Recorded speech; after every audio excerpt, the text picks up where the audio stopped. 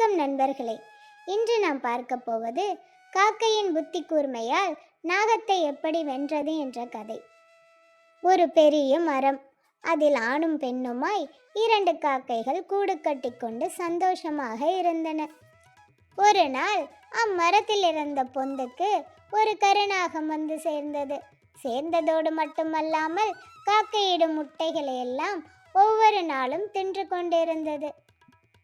ஒரு நாளா 2 நாளா பல நாள்கள் இது தொடர்ந்தது. காக்கைக்கு என்ன செய்வதென்றே தெரியவில்லை. கருநாகத்தை காக்கை என்ன செய்ய முடியும்? அதற்காக விட்டுவிட முடியுமா? அதனால் ஒரு நரியிடம் ஆலோசனை கேட்டது. நரி சரியான யோசனை ஒன்றை சொன்னது. அந்த புறத்தில் அரசகுமாரி குளிக்கிற இடத்திற்கு போ. அவள் குளிக்கும்போது நகைகளை கலட்டி ஒரு பக்கமாக வைப்பாள். அந்த ஆபரணங்களில் பெரிதான ஒன்றை எடுத்துக்கொள். பலர் பார்க்கும்படி மெல்ல பறந்து வந்து அவர்களின் எதிரில் அந்த நகையை பாம்பு இருக்கும் பொந்தில் போட்டுவிடு. கண்டிப்பாக யாராவது பார்க்கும்படிதான் போட வேண்டும். உடனே காக்கை அப்படி போட்டால் என்ன ஆகும் என்று கேட்டது. உடனே நரி முதலில் போடு, அப்புறம் என்ன நடக்குது என்று பார் என்று சொன்னது. காக்கை தாமதிக்கவில்லை. பறந்து அந்த புறத்திற்கு சென்று பார்த்தது. அங்கு அரசகுமாரியின் நகைகளில் ஒரு முத்து மாலை அதன் கண்ணை உறுத்தியது. உடனே அதை கொத்திக்கொண்டு அனைவரும் பார்க்கும்படி பறந்து சென்றது. அரசகுமாரியின் தோழிகள், காகம் முத்து மாலையை கொத்தி கொண்டு போகிறது என்று கத்தினார்கள்.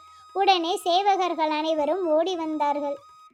காக்கை மெதுவாக சேவகர்கள் பார்க்கும்படி அந்த முத்து மாலையை பாம்பு இருக்கும் பொந்தில் போட்டது.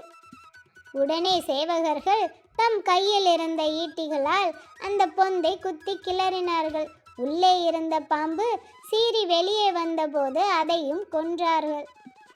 அப்புறம் பார் என்று நரியார் சொன்னதின் அர்த்தம் காக்கைக்கு புரிந்தது.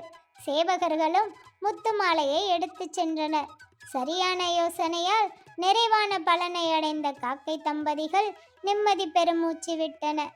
பாம்பு மற்றவர்களுக்கு தீங்கு செய்ததால் அதற்கான தண்டனையை பெற்றது.